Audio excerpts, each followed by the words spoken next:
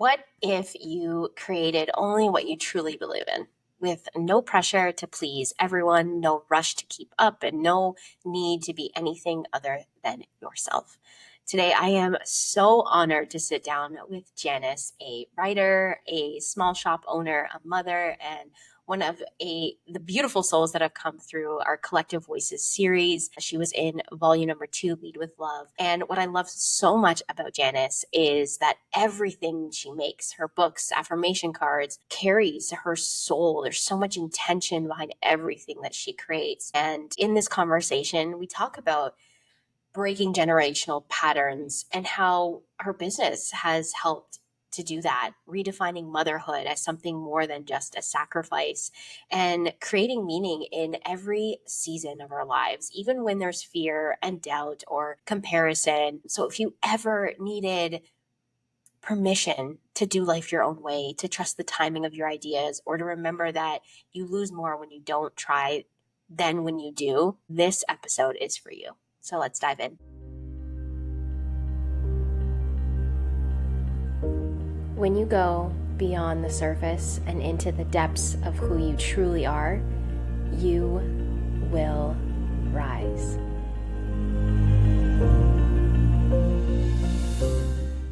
I'm really excited for our conversation and just your your journey and your story inside Collective Voices, and like specifically your chapter has always just like landed for me differently. You are an author, you are a mother, but you are also this business owner, this creative, and that mesh of these two worlds is just something so profound.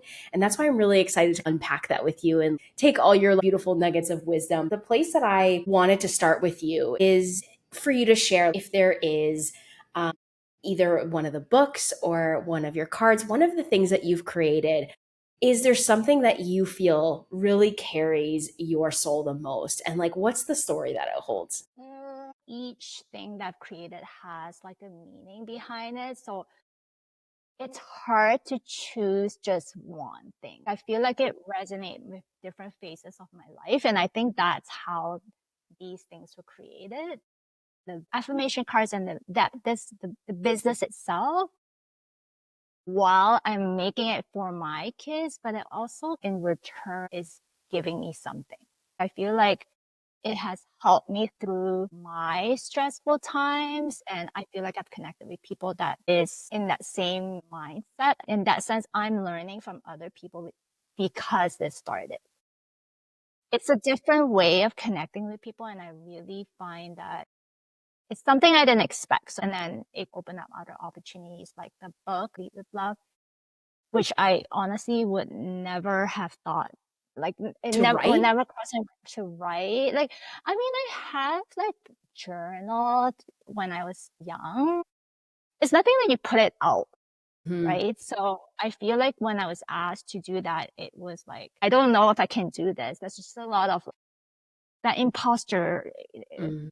feelings that you're like, I don't know if I'm qualified to do this. And also the fact of putting it out there seems scary. I feel like maybe someone's going to judge me, how I am. But at the same time, I remember thinking, how often am I going to get this opportunity?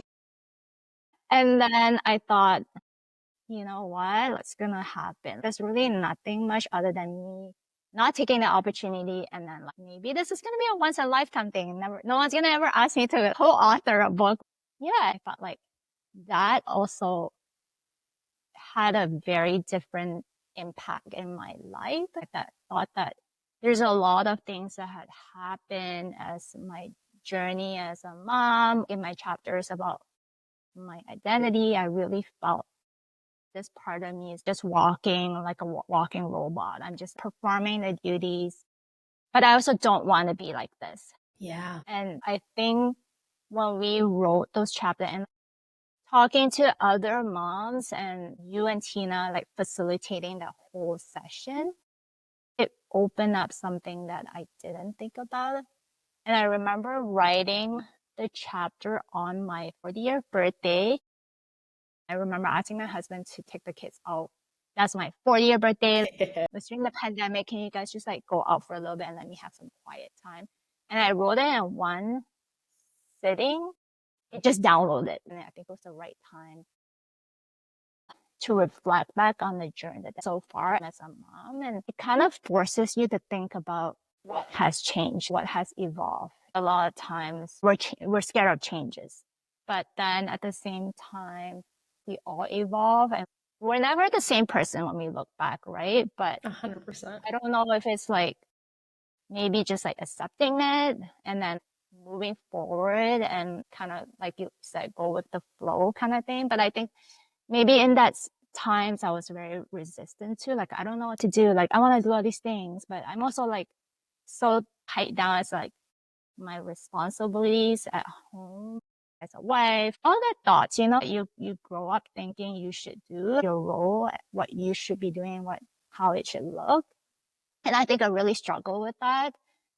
There are just so many thoughts and like just writing. I felt like everything that I've done has had a meaning and helped me with my journey. And even the first children book, I honestly was during the time that I felt like it was like COVID, like the war, like there was so much happening and I found myself very stressed all the time. And I like stress isn't like it bothered. I took in a lot of like Yeah. the energy around me. And I remember a friend said you really need to find some way to channel this energy.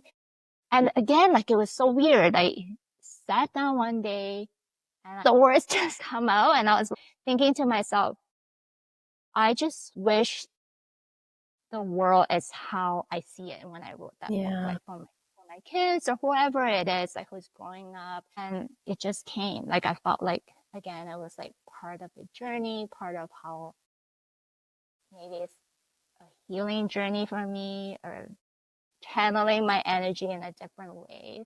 Yeah, I feel like it's like all of the above. It's so therapeutic. It allows us to heal, it allows us to process, it allows us to channel everything and just put it into something and have some sort of outlet for I think that's the everything. word, like processing everything. I think I had a really hard time processing things that sometimes that so much in my head that it's all jumble up and then I become moody because it's just so much and Yeah. I don't know how to do it.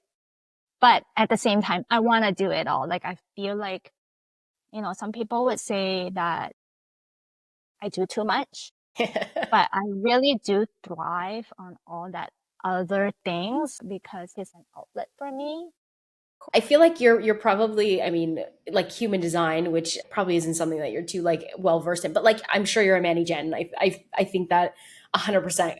We listen, and I that's the think thing I think too. we talked about this before. I think I am. Like I just like need, I feel like it's no longer just like, I definitely was brought up to think that you can only be one thing. Like if you're gonna have a job, you have to just have that one job. And like for the longest time, I was really not ashamed, but I was really shy and not tell people I have any side business because I feel like people are going to be like, oh, you have a full-time job. Like, why would you want to do that? Or it's going to totally distract you and you have too much going on. That's why you're stressed. But I don't think people understand that I actually need all those things because I would be more stressed. It makes us like it helps us come alive, right? Having all these different things as probably what people think about is like the plate spinning. For us Manny Gens, that is where we thrive. Like that's what feels so good for us. Yeah, I feel more alive. I need to do that stuff. It doesn't mean that I have to do it all the time or I don't have a responsibility where I need to like, oh my God, I need to churn out, like stuff or products or whatever it is. But then when I need it, I Yeah, exactly. I'm curious, do you feel that piece around being brought up of like the one thing? Do you feel like that's why you struggled a lot with like the identity and motherhood piece? think so. I think subconsciously how you're brought up is how you become. I feel like growing up, you see like how your parents are or how your mom do things and you think that that's the way it should be and it's subconsciously inside you without you realizing. I think that's why I do struggle with the identity thing when I became a mom. It's great. I love it. But at the same time, people say you have to sacrifice. Obviously, you have to sacrifice some things. I'm not saying you don't. That's a choice you made when you want to have kids. At the same time, do we need to only be a certain way? I think that's what it is. And it's probably that generation too, right? Like the older generation, you get a job and that's the job you stick for the rest of your life. You're loyal. And then I struggle with, but how come I've changed jobs? How come I'm not the same? Why do I question things? And then I also think that people think that I'm not loyal. I'm just not serious enough about whatever I do. And that's why I jump around. So yeah, for the longest time, I did feel that way. And I've told Tina this before. There was one time I went for a haircut with her and she said, you don't have to put your eggs all in one basket. And I really thought about it hard. That hit me because she's right. Why do I just have to be just one thing? I can be many different things because I'm obviously always evolving. And that's why like all the things I've created, I feel like it's that different chapters of life. Yeah. Oh my gosh. So I have goosebumps because I relate so much to literally everything that you say from the moment that you're talking about sacrifice, motherhood. That's exactly why I've struggled too. Like, I've struggled with that like piece around just I don't want it to be a sacrifice. And then I also think that we've been we've heard that narrative, you have to sacrifice. And yet at the same time I am passionate about it not being a sacrifice. I understand, but we don't have to use the word sacrifice. I mean, at the end of the day, it is our choice, right? Like no one's, I mean, things might happen, but it's still a choice. And I used to always try not to think of it as a job. I mean, Yeah. sometimes you do when you're frustrated, but I try not to think that way because it's a choice for me to Yeah. want to have kids. Yeah. I'm curious how motherhood has changed the way that you create. I think the cards really helped me. Okay, so maybe backtrack a bit.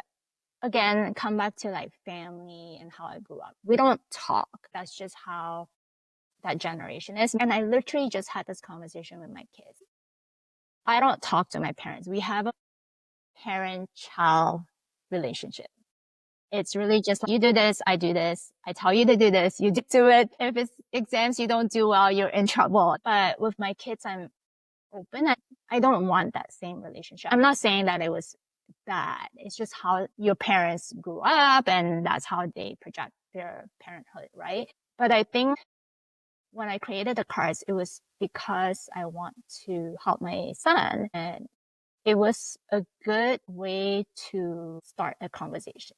Yeah. So it was obviously during COVID time when I started the cards and we would do it every morning and we would pick a card and then we just facilitate the conversation, just talk about things. And I think it's really helpful for them and for me. Like I felt like I'm learning, maybe like breaking that generational habits. I'm also learning and feel like I'm always learning. So, and getting them involved and part of the process and everything has been so amazing because I feel like we're working together, collaborating, and then also showing them that what goes behind something. Things don't just magically happen. It empowers them because they feel like, oh my God, I help you make this change on this page, like, Yeah. I mean, I may not take all their suggestions, but then also like, like my youngest sometimes when doing my new book, he's looking at the illustration and he's like picking like the smallest little things in the illustration. And it's like the cutest thing, but then I also had give me a chance to teach him like those are like less important, we gotta focus on different things. So I think it helps with our relationship in some ways. I think you're absolutely right. Looking on the outside, for sure break generational patterns of our parents not necessarily being in a way emotionally available for us. I'm not saying that it's that entire generation, but there is a lot of that. And I also understand why, because it was just about work. Like it was all about survival. And so it's hard to create space for the emotional connection in all of that. But I think that's where our generation is. We recognize that, I think, in ways we've always needed that. And in ways when we are going on our own journey of motherhood or fatherhood, we are healing these parts for our own little child who Yeah. really craved and wanted these pieces, and we get to facilitate and create that in our own families. And I think that is just the most beautiful thing, but also it takes just a lot of courage to be able to do that, to do something different. I just give so much like kudos for you to bring this into the conversation then, but also always focusing on when we're creating something, we just have to focus on the one person. I'm creating this for me and my kids. And then if other people get to enjoy this, then that's a beautiful bonus. But I think about that even when writing books or whatever the case may be, not always worrying about the masses and whether it be that conversation that you needed for yourself, just focusing on that one person for whatever it is that you're creating. And that's where you start to see the ripple effect, because then more people start to resonate. But when you start trying to do something for all these different people, that's where you get confused and lost in the process. Agree. I think that's also helpful because, obviously the things I've created is inspired by my kids and for them. Like I really didn't think about, am I gonna make millions of dollars? No. But I feel like it's a legacy I'm leaving for them. If someone buys it, it's obviously very exciting and it's a bonus. And it's literally how it started with my cards. It's for my kids. I had one product on the shop. I had 50 cards that I printed, and I was like, are people even gonna come and shop one thing on a website? And then it's surprisingly, I wake up in the morning and I saw a purchase and I was like, what? That's just weird. But at the same time, like you said, I didn't really think about selling. It was more of doing this as a personal project. It's out there and it is what it is. If someone buys it, it's great. But I didn't put too much expectations. And I think that's the same way I'm approaching writing as well. I think if I start thinking about I have to make money, I need to make whatever amount to cover it, I think that's when I shut down. It's overwhelming because you're putting that pressure that, oh my God, you need to do something. It takes the love and the joy out of what you're creating. And I love the way that you approach it. You've also had some really incredible collaborations. So for those that are listening, like I feel like you're downplaying a little bit, because yes, maybe it started that way, but you've done such an incredible job with the shop that you've created and the brand that you've created for yourself. Again, following, it's like you just follow these nudges of, oh, this is what's really coming through and this is what is meant to be channeled. It's bringing me a lot of joy and I'm going to create it and put it out there. But in that, you've created so many more collaborations. Is I feel like trust is a really big part for us like creatives. Where has that been cultivated for you? When I want to do something, I have to do it. That I have always been like that. It's not just about like selling things. If I see a cake I want to make, like it's in my head and I gotta do this. I I know I've always been like this and I will obsess over it. It might take me some time to get to it, but it will Yeah. always be floating in my head if If I you want to don't, do it. have you ever had that and ever talked yourself out of it, or have you ever experienced the moment where you just overthink? Because I find what happens sometimes for us, we have the idea and then we get into our head a little bit and then we don't do it and we don't put it out there. That's actually an example of like the second children's book. I did abandon it for 2 years. I had the idea, I already started it, and then I started thinking there's many things that come through my head. It's a process. It's, partially, yes, money. And then I'm also thinking like, am I good enough like to do a second book where Mhm. there's moments where you're like, is it stupid to do this? And then it just like sat there for 2 years. It was half finished, but I didn't get there until 2 years later.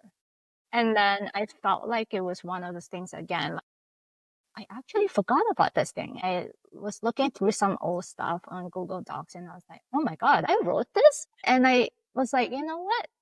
I think it's time to pick this back up. One of those things that you said, it just like called on me to be like, maybe this is the right time to finish it. There's two things that I think about is one, I feel like sometimes going back to that piece of what you were talking about, pressure, at least this is what I'm just receiving from hearing that and what I'm processing even for myself is when I start to procrastinate, avoid something that's really on my heart that I know that I love and is going to bring me so much joy. I think it goes back to that piece around pressure, the pressure that we're putting on it. And yet, if we stay in the joy and the love, I know that sounds like cliche, then there's no space for like the fear or questioning to pop in and you protect this Weird. little bubble. It's weird how the mind works, and you're right. You know, when you're saying that, it's pressure that you put on yourself that you're just like afraid that it's not gonna work out, Yeah. and that's probably why this is overwhelming. This is too much.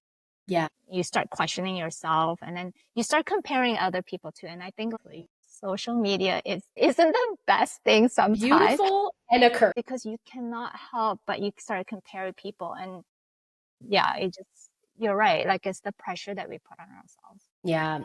And the other thing that was coming through, and this is so true, like Manny Jen, again, for those that are feeling, listening to this and feel they're resonating with this like energy of having all the like different things going, I would suggest highly looking up your human design because you and I are both Manny Jens. And that's why every time I'm like, this is so us. But I think there's also a piece around us being able to discern timing in the sense that it's not that I'm not good enough. It's just this is yes, I've started this because it felt really good to start this, but it doesn't necessarily feel like the right time to go necessarily all the way. And that's what's so beautiful too. And we just have to find that discernment. Sometimes timing is not necessarily what that is, but it's what we make it then mean about ourselves. It's not that we're not good enough. It's not that we're even questioning ourselves. It's just like, I think sometimes for us, specifically the many gens, we have this energy of we're really excited about doing something. And then if we start to do it and it doesn't light us up anymore, we abandon it. And that's not a bad thing because sometimes, like a book, you picked it back up when the timing Yeah, was right. And that happens all the time. Sometimes it's just like we have to be a little bit more patient with ourselves and let it be the process for us. Continue to follow what brings you joy. I think that is the hardest, learning to just be, like you said. I think that is the hardest part. It's the control, and you feel like you have to continue what you started. Yep. And that's the thing too, is like sometimes we have to like make that discernment of when is it time to really let something go? When we're completely finished and we don't make that wrong or bad. The amount of things that I have like purchased. Okay, the one thing that's coming to my mind, this was for sure must have been during COVID, but I saw people doing wood burning and designs and I was fascinated. Bought the thing, never did anything with it. Bought puzzles during COVID. Started one, managed to somehow finish, but after that, I was over it. I'm done. Like this is a family effort, not an Ashley effort. So again, it's just we kind of have to like laugh these things off and we move on because we when we allow ourselves or when we stay, that's where we get stuck. And that's where nothing feels good when we're trying to force ourselves to finish the thing. I think that's why I abandoned it, because I really did start feeling overwhelmed. Yeah. Just too much happening, too much in my headspace. Yeah. And I honestly, even if I started it, I just cannot finish writing because I'm just so stuck, like you said. And I'm forcing, and like, oh my God, I have this idea. I know what the book I want to, like, I know what theme I want to write, but it's not coming. It's not coming. And then I'm thinking back how the chapter or the first chapters, it literally just downloaded. And it's such a difference when you're ready. Yeah. Of course. And sometimes we have to know when it's okay to put the pen down. But I speak to that a lot for specifically writers. Is I've always I don't know if writer's block is actually a thing because I actually think it's just us like It's a lot of things. It's a combination of like, could be overwhelm, could be fear. It could just be we're just not aligned with it at that specific time. And so it doesn't necessarily mean we're experiencing writer's block. It's just put the pen down, step away from the computer and just go out. Go outdoors, and just be and experience life. And you'll watch how the inspiration comes back so much more when you create that dance and balance because we're not just all sitting here at a computer. We have to live a life. And that's where the inspiration comes. And probably just human nature. In this generation, we're also like go, go, go. We Mhm. don't we don't be. We don't just be, Yeah. I think that's something that we all I know I'm trying to learn, like it's not easy. Same. I'm like high strung all the time but we really I think would be really helpful if we know how to just sit and be and hopefully the kids next generation they know how to like recognize that. Actually, my youngest son, his teacher this year is amazing. She teaches them every morning to breathe, and that's how they start their class.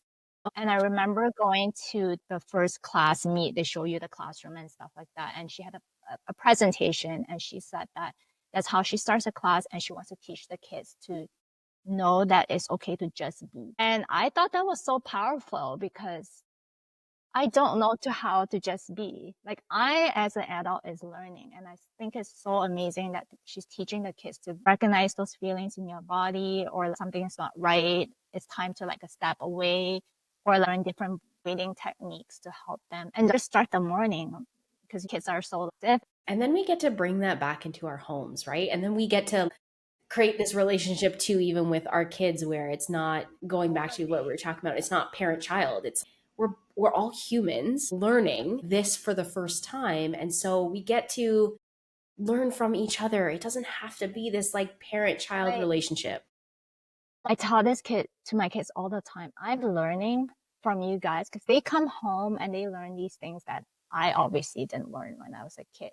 I like that if you can talk to me or tell me or teach me, I'm always learning because I obviously didn't go to school here. We're a different generation, right? So yeah, the whole parent-child relationship is different. Yeah.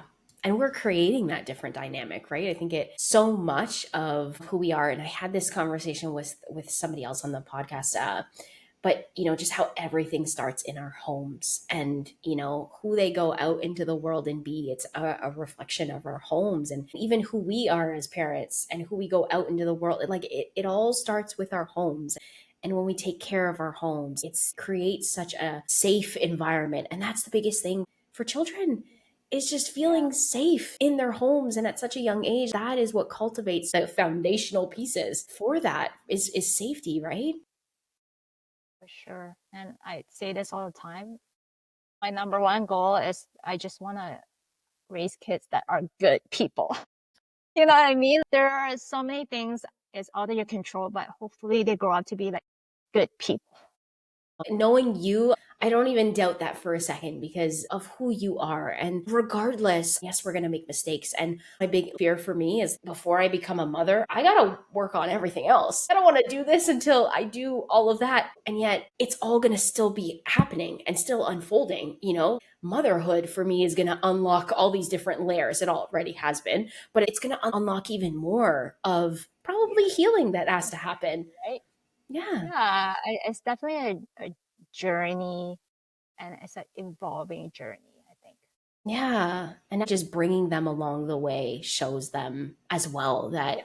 they are human and that we get to learn from them. They get to learn from us. And creating this beautiful like dynamic with them is the best You're thing. like empowering them as well, right? When Yeah. you're like asking them or involving them. I feel like that creates an open communication where hopefully it's two ways, right? Especially as they get older or become teenagers, there's a whole different phase. And hopefully the things that you built when they're young, it carries through the different phases of life.